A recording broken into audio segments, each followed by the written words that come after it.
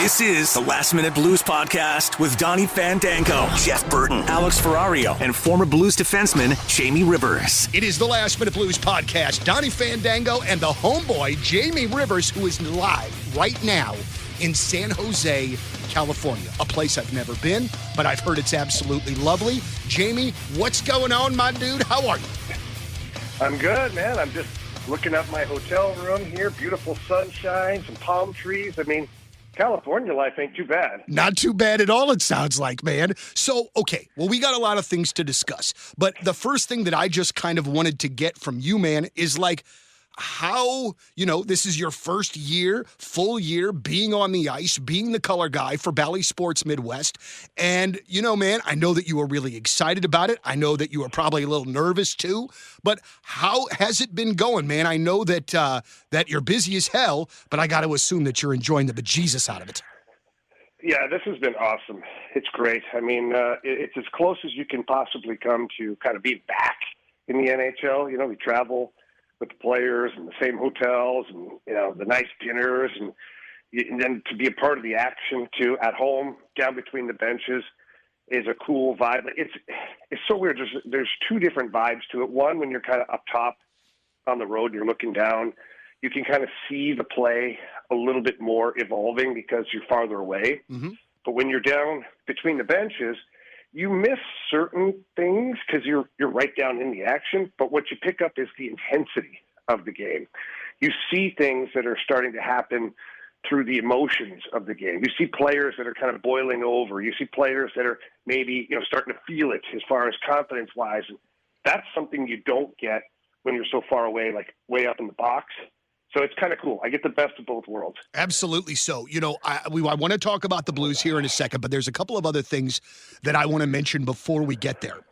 And I know that in the past that we have had conversations about former Blues coach Ken Hitchcock, who was inducted into the NHL Hall of Fame this year. Can you talk about your relationship with Hitch? Because I know that you think exceptionally highly of this man. Yeah, so Hitch and I go quite a ways back, and it all started, I think it was during the 2009 lockout, probably the 2009 lockout, where there were a bunch of guys kind of skating in town. And, everybody was unsure as to when the lockout would end, if it would end. And guys are trying to stay in shape, but they don't have a coach. Coaches aren't allowed to be involved. And so Ken Hitchcock gave me a call. And he said, hey, look. He's like, I'm not asking you to go do this because I'm not allowed to be involved. But he said, there's an opportunity for you to get out and coach some NHL guys if you want that opportunity.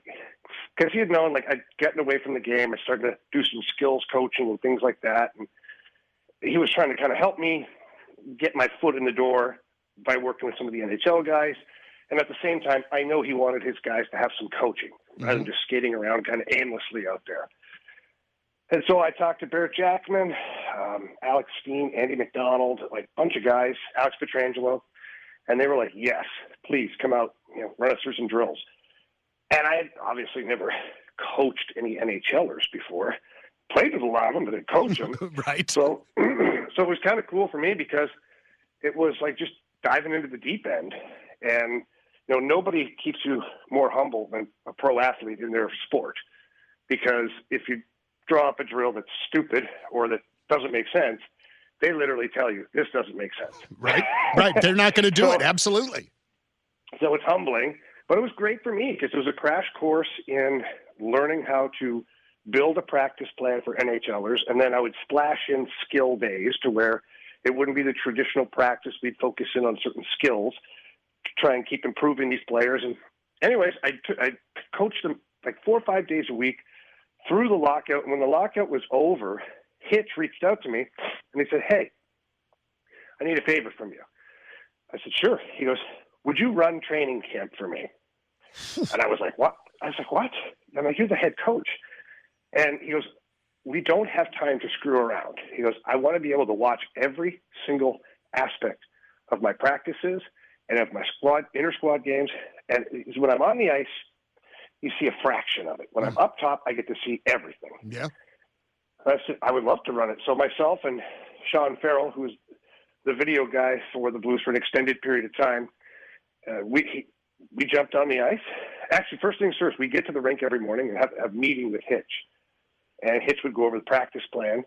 And literally, he was giving us their forecheck, defensive zone coverage, and we were teaching it to the team. Wow. So it was wild because I was the head coach at that point. And it was so much fun. I loved it. The meetings with Hitch were incredible. It was like having Google sitting next to you Right. as far as hockey coaches is concerned. And, for the first couple days, you're like, just do whatever Hitch says. Just do whatever Hitch says. And then, I've been working with these guys, and obviously I played a long time in the NHL. I start pushing back on some of his drills. Yeah. I'm like, I don't like the design of that. I don't see how it makes sense. It's not that situation will never happen in a game. And he kind of looked at me. They'd say, well, how would you do it then? And I draw it up, and he goes, you know what? That makes sense. Let's do it your way. That's really great. It was wild. And then there were times where mid-practice, I didn't want to do something Hitch had written down, so I'd change it and do something different. And he'd always kind of buzz me after that and be like, really, huh? Just changing things around. But it was great because we got to do that. And then obviously the relationship with Hitch blossomed from there. And anytime I had a coaching question or anything to do with the business, I'd shoot him a phone call, and he'd always answer and talk and give me the best advice he could. Wow, man. That's pretty amazing to have that guy kind of as your Google in your back pocket, It's unreal. The guy is a hockey encyclopedia, and he's forgotten more about hockey than I'll ever know. And so it was awesome, and he was so patient. He was so awesome. It's like he could tell that I wanted to do this, and that I was working hard, and he could tell that this is something I would like to do. Dude, that's fantastic. Now, talk to me about, towards the end of Hitch's run here, there was, I think it was fairly common knowledge that he ran the players very hard, and eventually it sort of rubbed them the wrong way. Can you kind of, Jamie, talk about that for a little bit from maybe both perspectives, since I think you could see the coach side, and then you could also see the player getting annoyed with the coach side a little bit? Yeah, so Hitch was tough to play for. He was a details guy, and no matter what you did, it never was enough. Mm-hmm. And that makes it sound like he's a horrible human being. He's not. That team at that time needed to be pushed.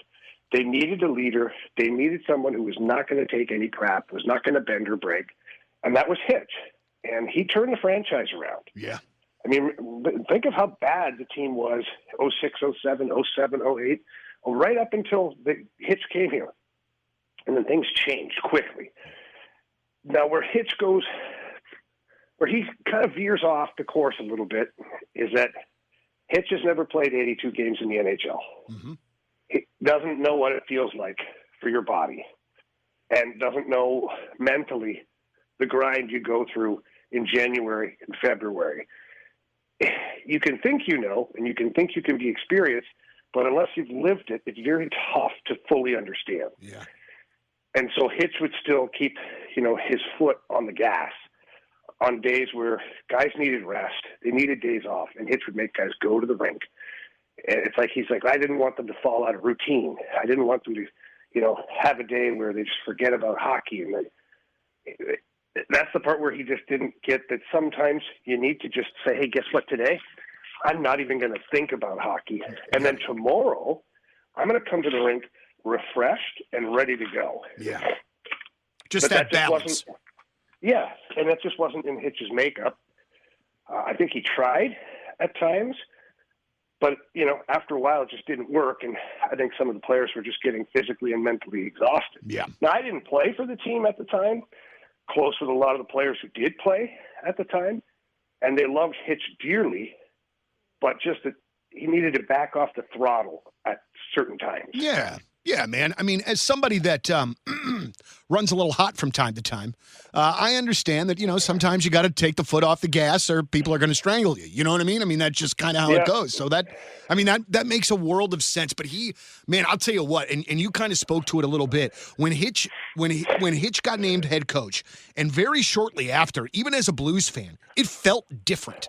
The team felt different. The way that they were going about their business felt different, and you could tell. You know what I mean? So, it was just like you say, it was a changing of the tide, and the Blues very much needed that direction at the time. And even as an outsider, I could see that, Well, yeah, see, what happened there for a little bit is the coaching that you'd had here and the leadership. So you had Mike Keenan, which not a very popular individual. I get it. He's not popular with me either, but he was a well-known NHL coach who was coming off of a Stanley Cup championship with the Rangers. So you had a leader in place.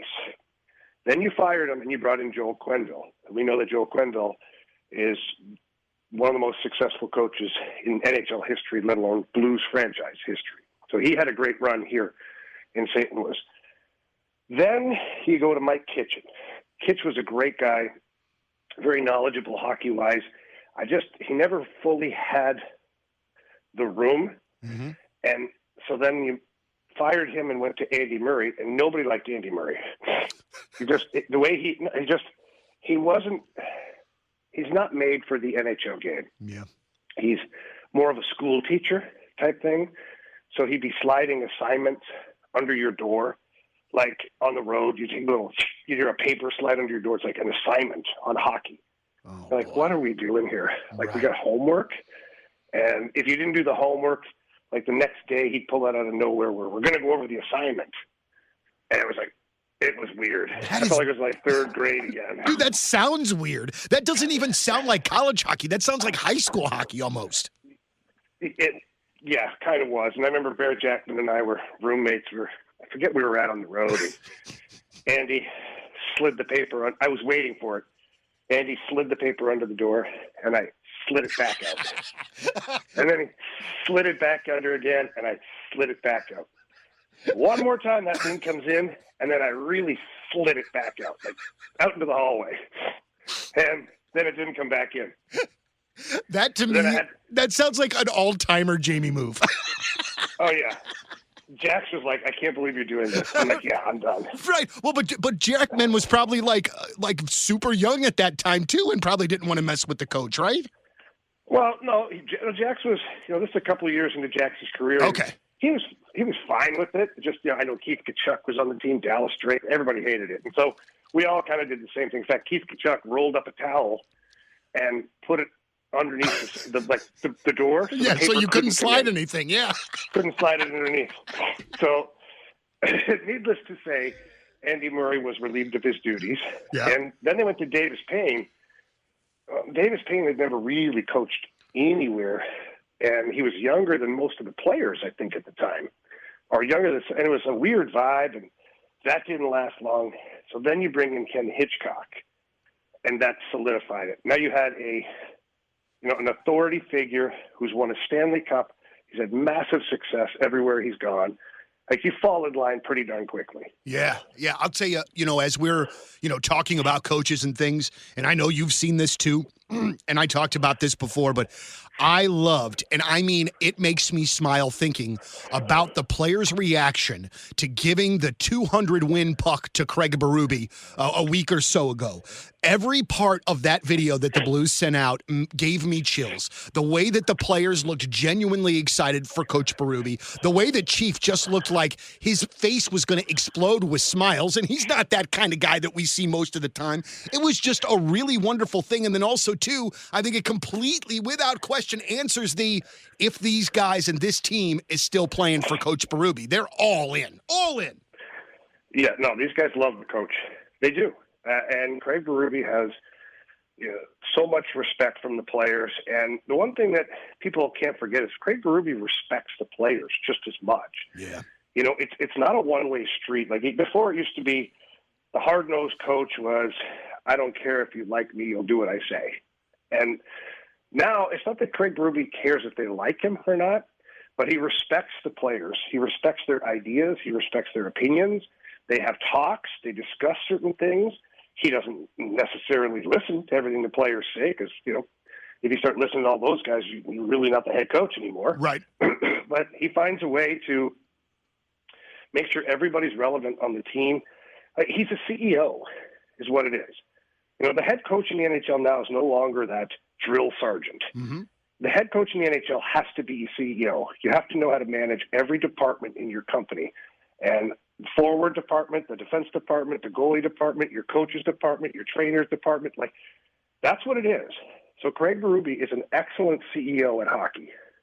Man, oh man. And then on top of it all, the Blues have won 3 straight games going into San Jose tonight to take on a Sharks. Just 3 games in a row. No big deal, right? Three in a row. We love it. But you got San Jose tonight, a team that you should, theoretically beat. But one of the things before we maybe kind of talk about where the Blues are at now, I love to get your perspective on things like so this is the start of a very long road trip for the Blues. I think 4 games. You guys are gone about a week and a half and get back right before Thanksgiving. Man, as a player, how do you kind of approach this? How do you not think about all the turkey that you got in a week and a half? How do you not take for granted the 3 wins that you've got in a row? How do you kind of keep this train on tracks knowing that West Coast trip is really difficult? So the easiest way to keep it on the rails is just going back to the beginning of training camp and remembering how freaking hard you've had to work to get the team to this point as a player. Yeah. Because last year, they don't want to talk about last year, but last year was a disappointment for the club, the city, the fans, everything. And this team has worked their asses off to change this, turn the ship around. And so that's all you have to do is continuously remind each other of why we're being successful. Why are we being successful? Well, because we're out-competing the other team right now. We're blocking more shots. We're hitting more bodies. We're playing more defense. We're back-checking harder. And you notice I didn't say one thing about scoring goals there, right? Yeah. Because that's not – if you start thinking about scoring goals at the top of the list, you're going to lose. Because all the other things I just described, those things have to happen automatically. And then you'll get the scoring chances. You'll create turnovers. You'll create offense. But if you're not committed – to playing for the team right now, then the team won't be successful. So that's how you keep it on the rails. And as far as the trip's concerned, it's going to be a great trip. It's a great trip. The guys get to be together. Last night, saw 6 or 7 of them out for dinner. And then I know in LA, they're going to have a team dinner. They're going to do some things. And there's a day off. On Monday, Craig Berube's giving them just a complete day off. I think some guys are going to go golfing. So again, Craig Berube gets it. He knows that you can't just keep pushing and pushing and pushing. And when there's opportunities in your schedule to give a day, to let the guys kind of unwind a little bit, relax, do whatever, then you have to do it. And I think that's why this road trip really shapes up to be a hell of a road trip. I mean, you've got San Jose. I'll just say it's a winnable game. Mm-hmm. I think that's, but you got to be careful because if you go into that game cocky, it can nip you in the bud. Just ask the Edmonton Oilers. Yeah. Oof. And then you've got the LA game. That's going to be a tough game. Yeah. That team plays really good. They play really hard. They're really good at home. So that's a tough one. And then you go the next day in Anaheim, where that team's been a bit of a surprise this year. A lot of young players that are playing pretty well. They're playing above expectations right now. And then you got Arizona, a team we're pretty darn familiar with. Yeah. Already this year, but again, it's a winnable game. So all of these games are winnable games. Whether you win them all or not, I mean, that's to be determined, but they're winnable games, which makes you feel pretty good because, a week and a half to 2 weeks ago, I don't know if people would have thought, oh, these are winnable games. Right. There was still very much questions. Dude, I tell you what, one of the things that I have noticed the most in the last couple of games, just with my non-educated eyes, is man, it seems like as opposed to the beginning of the season, the Blues are getting some really good looks and good scoring chances. It seems like they're shooting the puck a little bit. I mean, shooting the puck more, but they're also getting good shots. So it's not like shots that are getting blocked and things. They just seem like they have kind of clicked into a different gear as far as the whole team play goes. And it seems like the last 2 weeks is when it's really started and came together, because I think on Tuesday night against Tampa, they definitely didn't play their best game, but they still housed those fools. So they're doing something, really right now. Well, it starts with the defensive structure and the forecheck. And if you look at a number of the games here recently, the Blues have been able to get on their toes and get in on the forecheck in the first couple of shifts. Set the tone, get in there, do some damage, get the puck down low. That backs the team up, makes them play on their heels a little bit. And then against Tampa, look, the Lightning came with a big wave in the first period. Yeah. They were fast, they're moving pucks, there's lots of potential scoring opportunities, but the Blues played solid defensively. And when they left an opportunity, you had Jordan Binnington there. And Jordan Binnington is playing as good as I've ever seen him play in his career. And that's including the 2019 Cup run. I mean, his numbers right now rival the numbers that he had in that Cup run. So for me, it's this team playing, recognizing that playing that solid defense is going to create turnovers. And watch these games recently, and even go back and think about it. The first handful of games, it felt like, this defensive system, they can't create any offense because they're doing this defense thing. Look, if they're not scoring and this and that. And I just said, be patient. Right. Be patient. They're going to figure this out. And they have. Now they know where they're able to create the turnovers. Now they know when to turn it up the ice. The defensemen are jumping on every single rush now. You've got Krug, you've got Falk, you've got Parayko, you've got Leddy that are up the ice all freaking night long with the rush. You have figured out that where you create the turnover turns into offense. And now you're turning and burning the other way, and you're getting a lot of opportunities, and you're finding the back of the net. And your power play is playing better, too. I mean, it's just been a night. I don't want to say night and day, but like kind of a night and day sort of difference. But I also thought that at the beginning of the season, and I'm not trying to give myself too much credit, and I was definitely getting worried. But it takes a while for things to click when there's a new system in any sport. You know what I mean? That's just like logical that it's going to take a minute for it to click into place. But boy, oh boy, it sure looks like they have. Before I let you go here real quick, Jamie, how do you think the goalie situation breaks down for the road trip? Do you think, does Hofer get one? Do they do 2 and 2? How do you see this working? Hofer definitely gets one. Yes. There's no doubt about it. I think that Hofer will get the Anaheim game, in my opinion. Mm-hmm. And I don't know this for sure. Hofer might get tonight here in San Jose, too. That's what I was kind of wondering, if that would be a good start for him, Well, it is. But I will say it's a tough building to play in. The sight lines are different, and the way that the stands are set up. Now, it hasn't been sold out like it has in the past, because I remember coming in here and it was like a damn jungle to play in this. People were freaking hanging off the glass, and it was tough. Not a jungle, Jamie, a shark tank. Come on, man. It was. They were circling, that's for sure. But so I think Binnington definitely gets the LA game. I don't imagine you'd get Hofer, Anaheim, and Arizona, just for the simple fact of back-to-back games. Mm-hmm. I don't know. I definitely think he gets the Anaheim game. From there, I'm just not sure. Very good. Very good. Well, Mr. Rivers, I believe that you have got a practice to get to, or game day practice, game day scrimmage. What the hell they call this thing? Morning skate. Morning skate. Damn it. I knew that. Eventually you would have got there. I don't know if I would eventually got there. I think we would have been here for a long time, and you would have missed the team bus and then hated me for it, and we can't have that. Jamie, thank you very much. We're going to do our best to catch you next week when you are on the road somewhere in this road trip, and we'll chat it up again before Thanksgiving. Sound good? You got it, brother. All right, Last Minute Blues podcast for Jamie Rivers, Jeff Burton, it's Donny Fandango. Thank you very much for listening, and let's go Blues. The Last Minute Blues podcast. Hear more at 1057thepoint.com.